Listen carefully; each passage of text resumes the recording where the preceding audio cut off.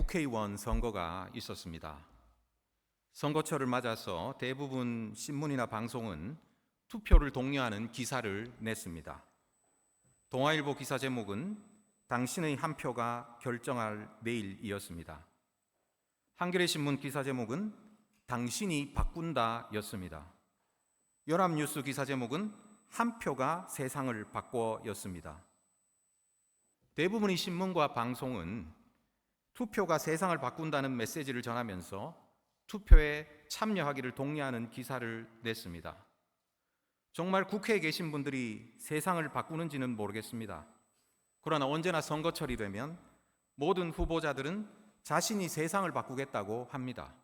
그리고 유권자들도 계속해서 속아왔지만 그럼에도 불구하고 새로운 세상에 대해서 또 기대하기도 합니다.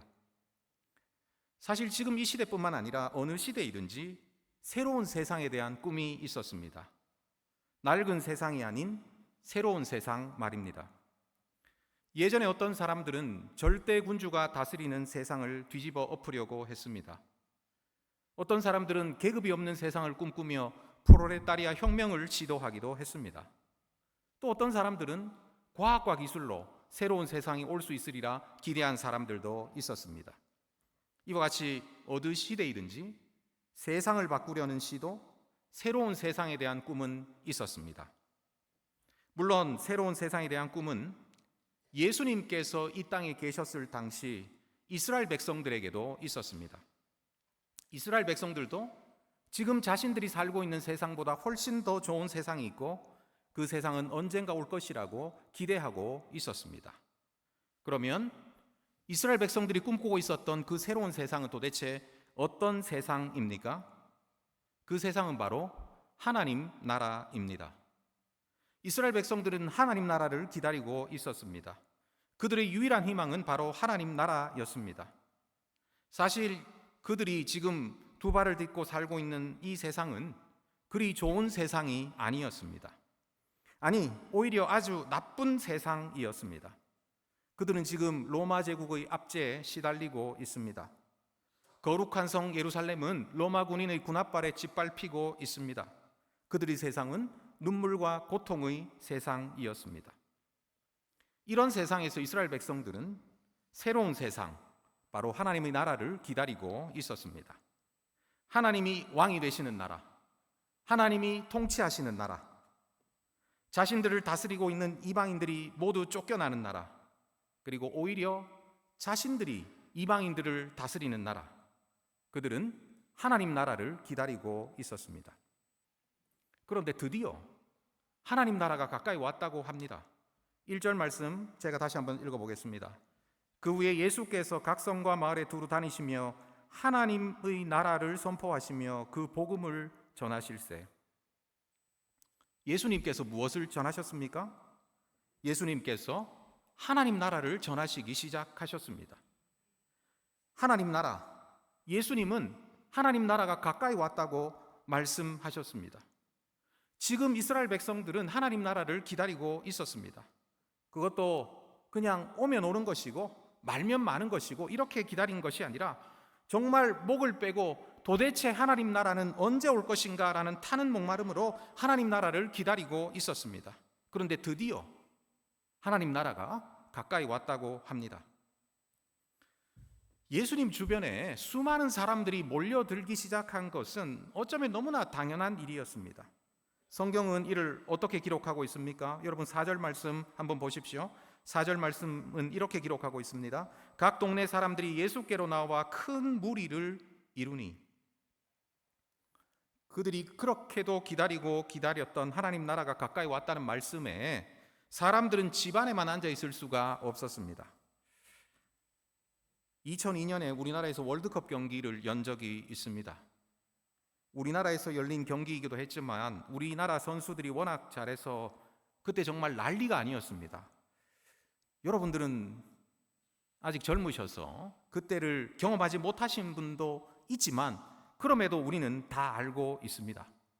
대한민국 할까 말까 망설였는데 괜히 했다는 생각이 드네요. 아무튼 그때 우리는 텔레비전을 보면서 집 안에만 앉아 있을 수가 없었습니다. 그래서 사람들이 모일 수 있는 장소라면 어디든지 모여서 함께 응원했습니다. 심지어 교회까지도 개방하면서 동네 사람들이 함께 모여서 응원하기도 했습니다. 예수님 당시의 이스라엘 백성들은 아마 이것보다 훨씬 더 큰 흥분으로 예수님 주변으로 몰려 나왔을 것입니다. 단지 월드컵 운동 경기 정도가 아니었습니다. 이것은 세상이 바뀌는 일이었습니다. 세상이 뒤집어지는 일입니다. 이제 머지않아 하나님 나라가 올 것입니다. 하나님이 왕이 되실 것입니다. 자신들을 다스리고 있는 이방인들은 모두 쫓겨나게 될 것입니다. 아니, 오히려 이제는 자신들이 이방인을 통치하게 될 것입니다. 사람들은, 이스라엘 백성들은 하나님 나라에 대한 기대로 예수님 앞으로 몰려 나왔습니다. 그런데 하나님 나라가 오기는 오는데 도대체 어떤 방법으로 하나님 나라가 오는지에 대해서는 사람들의 의견이 여러 가지로 분분했습니다. 어떤 사람들은 예수님께서 지금 모인 것보다 훨씬 더 많은 사람들을 모아서 혁명을 일으킬 것 같다고 말하는 사람들도 있었습니다.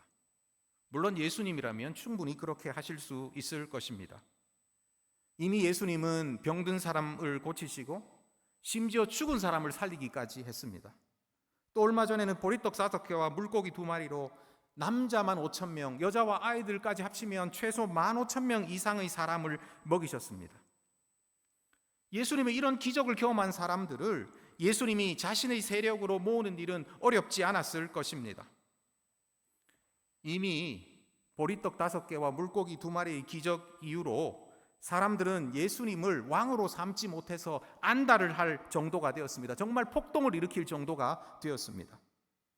예수님께서 이런 사람들을 모아서 혁명을 일으키려고 마음만 먹는다면 예수님은 충분히 그렇게 하실 수 있을 것이었습니다. 한편에서는 예수님이 기적을 통해서 하나님 나라를 오게 할 것이라고 말하기도 했습니다. 예수님이 하늘에서 불을 내리는 그런 기적을 행하셔서 이방인들을 모두 없애버릴 것 같다고 이야기하는 사람들이 있었습니다. 옛날 엘리야가 하늘에서 불을 내렸던 것처럼 말입니다. 물론 지금 엘리야라는 별명으로 불리는 예수님이라면 충분히 그렇게 하실 수 있을 것입니다. 또 어떤 사람들은 예수님이 천사를 로마로 파견할 것이라고 말하기도 했습니다. 그래서 온 세상을 짓밟는 가이사의 군대를 몰살시킬 것이라고도 했습니다. 물론 예수님이라면 충분히 그렇게 하실 수 있을 것입니다. 그러나 예수님은 그렇게 하지 않으셨습니다. 하나님 나라를 오게 하기 위해서 예수님은 사람들을 모아서 혁명을 일으키지도 않았습니다. 그렇다고 하늘에서 불을 내리는 기적을 행하지도 않았습니다. 그렇다고 천사를 로마로 보내는 일도 하지 않았습니다. 그러면 하나님 나라는 어떻게 옵니까? 하나님 나라를 오게 하기 위해서 당시 이스라엘 백성들이 그렇게도 기다리고 기다렸던 그 하나님 나라를 오게 하기 위해서 예수님이 선택하신 방법은 무엇입니까? 예수님은 하나님 나라를 시작하게 하는 이 방법을 씨라는 비유로 말씀하셨습니다. 그러면 이 땅 가운데 떨어져서 하나님 나라를 움트게 하는 씨는 도대체 무엇입니까? 이 땅 가운데서 하나님 나라를 시작하도록 만드는 씨가 도대체 무엇입니까? 우리 주님께서는 우리 이 질문에 대해서 전혀 혼란의 여지를 남기시지 않습니다. 전혀 이 질문하는 우리를 헷갈리게 만드시지 않습니다. 11절 말씀인데요. 우리 11절 말씀 같이 한번 읽어볼까요? 11절 말씀 같이 한번 읽겠습니다. 시작. 이 비유는 이러하니라. 씨는 하나님의 말씀이요. 예수님께서 뭐라고 말씀하십니까? 씨는 하나님의 말씀이요. 맞습니다. 씨는 하나님의 말씀입니다. 하나님 나라가 이 땅에 오도록 하는 것은 많은 사람들이 모여서 이뤄내는 혁명이 아니었습니다. 그렇다고 기적도 아니었습니다. 그렇다고 천사를 동원하는 일도 아니었습니다. 예수님께서 생각하신 하나님 나라를 이 땅에 오도록 하는, 하나님 나라를 이 땅에 움트도록 하는 것은 바로 하나님의 말씀입니다. 씨는 하나님의 말씀이요. 그러나 우리는 여기서 궁금증이 듭니다. 예수님께서 세상을 바꾸기 위해서 선택하신 이 방법, 말씀이라는 방법은 별로 가능성이 없는 방법 같습니다. 너무나 평범하고 너무 단순한 방법 같아 보입니다. 하나님 나라를 오게 하기 위해서는 대단한 계획이나 거창한 준비가 있어야 되는 것 아닙니까? 세상을 바꾸기 위해서는 많은 인력이나 새로운 장비나 천문학적인 자금이 필요한 것이 아닙니까? 어떻게 고작 말씀으로 하나님 나라를 이 땅에 오도록 할 수 있다는 말입니까? 어떻게 고작 말씀으로 세상을 바꿀 수 있다는 말입니까?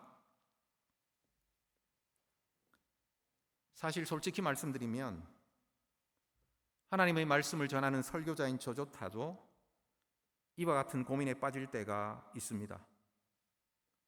말씀을 전해도 아무 일도 일어나지 않는 것 같습니다. 나름대로 열심히 말씀을 준비해서 말씀을 전하지만 듣는 사람들 입장에서는 그냥 그런 것 같습니다. 제가 전하는 말씀 때문에 가슴이 뜨거워지고 삶이 변화되는 그런 분들이 있는지 의문스러울 때가 한두 번이 아닙니다. 그렇다고 말씀 전하는 사람을 알아주는 사람이 있는 것도 아닙니다. 제가 강도사 때 섬기던 교회 청년부에서는 아시안게임에 출전해서 펜싱에서 금메달 딴 친구가 있었습니다. 이 친구가 펜싱에서 금메달 따고 난 뒤에 무릎을 꿇고 막 기도하는 바람에 제가 뿌듯했습니다. 도대체 저 청년을 누가 저런 신앙으로 인도했단 말인가 하면서 제가 참 뿌듯하곤 했습니다. 그런데 그 친구가 금메달 따고 난 뒤에 여기저기에서 너무나 많은 인터뷰 요청이 들어와서 피곤할 정도라고 하는 얘기를 들었습니다. 텔레비전에도 몇 번이나 출연했습니다. 이전에는 그냥 우리 교회에 출석하는 한 청년이었는데 조금 과장해서 금메달 따고 난 뒤에는 만나기가 어려울 정도였습니다. 하지만 여러분들 중에서 교회 안 다니는 친구에게 하나님 말씀 열심히 전했다고 여기저기에서 인터뷰해 보신 분이 있습니까? 여러분이 전도지를 들고 하나님 말씀을 많은 사람들에게 전했다고 해서 텔레비전에 출연하신 분이 있습니까? 아까 제가 말씀드린 2002년 월드컵 때 우리나라가 좋은 성적을 거두었습니다. 그때 월드컵에 출전했던 모든 선수들에게는 몇 억대의 포상금도 지급되었습니다. 뿐만 아니라 아직 군대 갔다 오지 않은 젊은 선수들은 군대도 면제받았습니다. 하지만 하나님 말씀을 주일학교 아이들에게 여러분들이 잘 전했다는 이유로 억대의 포상금 받은 분이 있습니까? 아니면 군대 면제받은 분이 우리 가운데 한 명이라도 있습니까? 세상은 우리가 하나님의 말씀을 전해도 끄떡도 하지 않는 것 같습니다. 아니, 세상은 우리들이 하나님의 말씀을 전하는 것을 알지도 못하는 것 같습니다. 아니, 오히려 우리가 하나님의 말씀을 전하는 것을 무시하기까지 합니다. 그런데 말씀이 세상을 바꿀 수 있습니까? 정말 말씀이 하나님 나라를 이 땅에 오게 할 수 있습니까? 세상만 그렇습니까? 안타깝게도 교회 안에도 이렇게 생각하는 사람들이 종종 있습니다. 말씀만으로는 안 된다. 교회가 성장하려면 좋은 교회 성장 프로그램이 있어야 한다. 교회 건물이 좋아야 한다. 주차장이 넓어야 한다. 교회에 도서관이 있어야 한다. 교회에 카페가 있어야 한다. 단지 말씀을 전하는 것으로는 안 된다. 우리 주님께서도 우리들이 고민하는 이 문제를 알고 계셨던 것 같습니다. 주님께서도 말씀으로 하나님 나라를 오게 하는 일이 그렇게 쉬운 일이 아니라는 것을 알고 계셨던 것 같습니다. 주님은 농부가 씨를 뿌리기만 하면 100배의 결실을 바로 얻을 것이라고 말씀하지 않으십니다. 하나님 말씀을 전하기만 하면 모든 사람들이 하나님 나라의 백성이 되고 하나님 나라가 우리에게 가까이 올 것이라고 이렇게 말씀하지 않으십니다. 오히려 예수님은 이것과는 반대로 말씀하십니다. 12절 말씀 같이 한번 읽어보도록 하겠습니다. 12절 말씀입니다. 같이 읽겠습니다. 길가에 있다는 것은 말씀을 들은 자니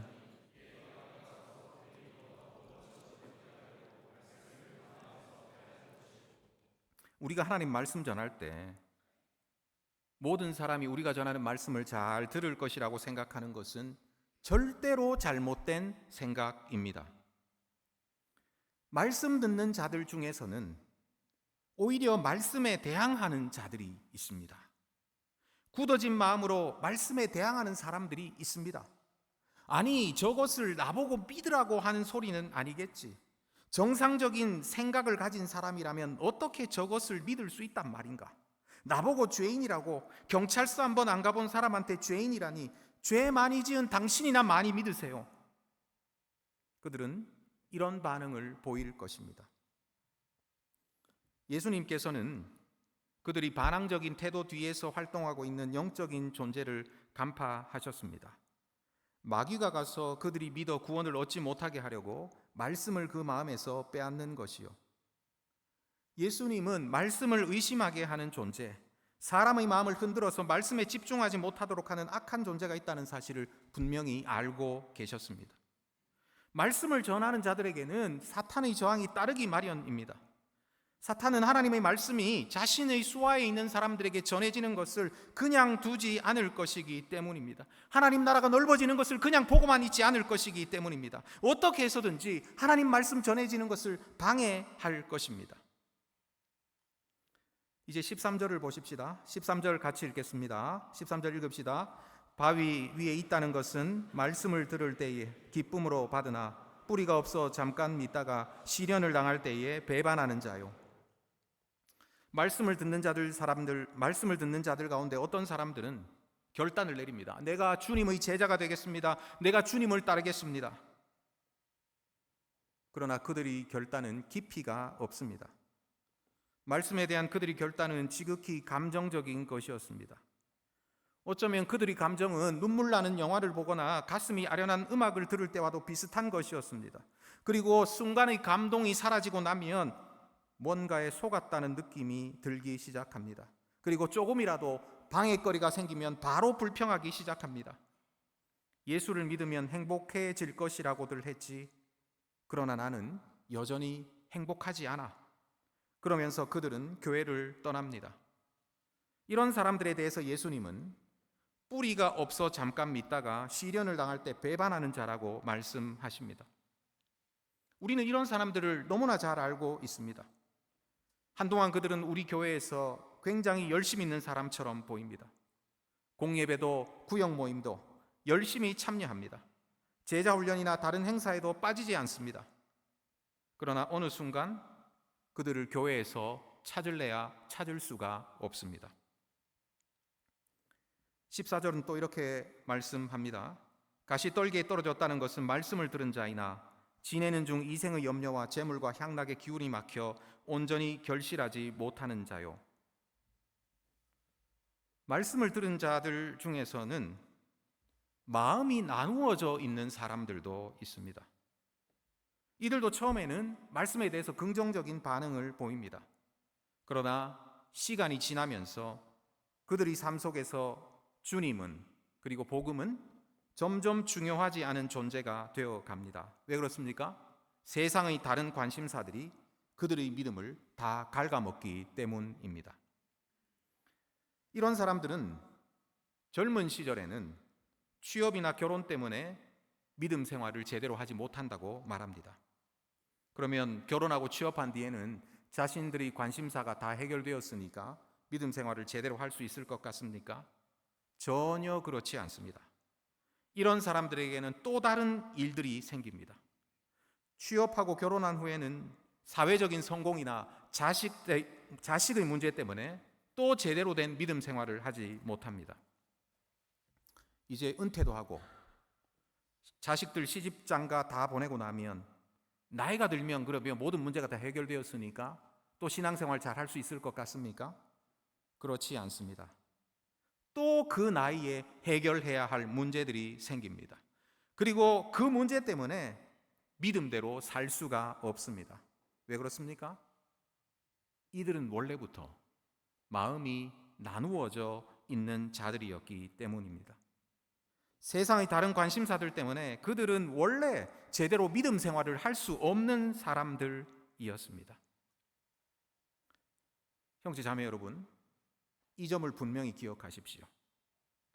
하나님 나라의 씨를 뿌리는 일은, 말씀을 전하는 일은 우리를 낙담케 하는 수많은 일들로 가득 차 있습니다. 사람들은 우리가 전하는 말씀을 아예 들으려 하지 않을 수도 있습니다.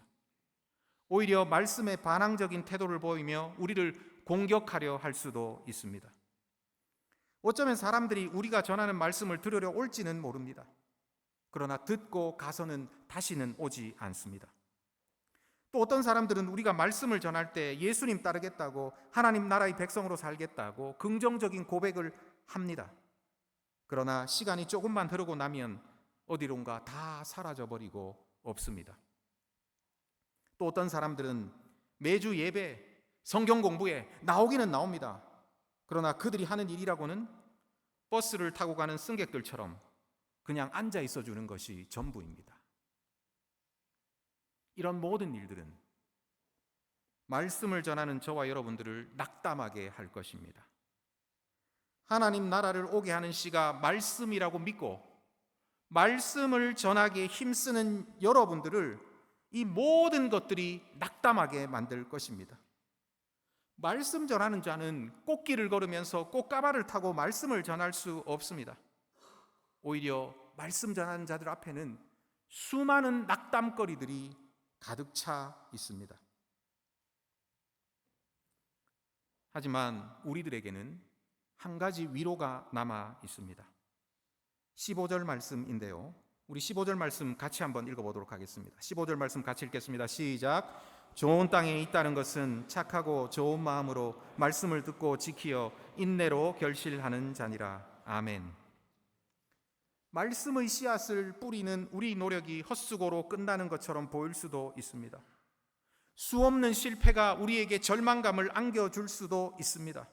그래서 말씀이 정말 하나님 나라를 이 땅에 오게 할 수 있을까, 이런 의문이 들 때도 있습니다. 그럼에도 불구하고 우리 주님께서는 결국 그 농부가, 말씀의 씨앗을 뿌리는 그 농부가 반드시 놀라운 결실을 맺게 될 것이라고 말씀하십니다. 말씀의 씨를 뿌리는 자들이 놀라운 결실을 맺게 될 것이라고 확신시켜 주십니다. 왜냐하면 착하고 좋은 마음으로 말씀을 듣고 지키어 인내로 결실하는 자들이 분명히 있을 것이기 때문입니다. 이런 사람들로 인해서 말씀의 씨앗을 좋은 마음으로 받아들여 듣고 지키어 인내로 결실하는 이런 사람들로 인해서 하나님 나라는 이 땅에서 점점 더 넓어져 가게 될 것입니다. 형제 자매 여러분, 말씀의 씨앗을 뿌리는 일은, 말씀으로 새로운 세상을 이 땅에 오게 하는 일은, 말씀으로 하나님 나라를 이 땅에 오게 하는 일은 쉽지만은 않을 것입니다. 세상은 우리를 알아주지 않습니다. 아니, 오히려 우리를 빈정거릴 것입니다. 길가와 바위와 가시떨기가 우리의 노력을 헛수고로 만들 것입니다. 그것들의 배후에서 역사하는 악한 영들이 우리에게 절망감을 안겨줄지도 모르겠습니다. 그럼에도 불구하고 하나님께서는 우리들의 말씀 사역을 통하여서 세상을 바꾸기를 원하십니다. 씨는 하나님의 말씀이요, 다른 것이 아니라 하나님의 말씀이 하나님 나라의 씨앗입니다. 하나님 말씀에 권세가 있고 하나님 말씀에 능력이 있습니다. 씨는 하나님의 말씀이요, 하나님은 우리가 뿌리는 말씀의 씨를 통해서 하나님의 나라를 확장하기를 기뻐하십니다. 씨는 하나님의 말씀이요, 그리고 정말 결국에는 그렇게 될 것입니다. 우리가 좋은 땅에 뿌리는 말씀의 씨를 통해서 이 땅에 하나님의 나라가 임하게 될 것입니다. 형제 자매 여러분, 말씀이 능력이 있고 말씀이 권세가 있고 말씀이 하나님 나라를 이 땅에 오게 한다는 사실을 진심으로 믿고 말씀을 배우고 익히는데 최선을 다할 수 있기를 간절히 바랍니다.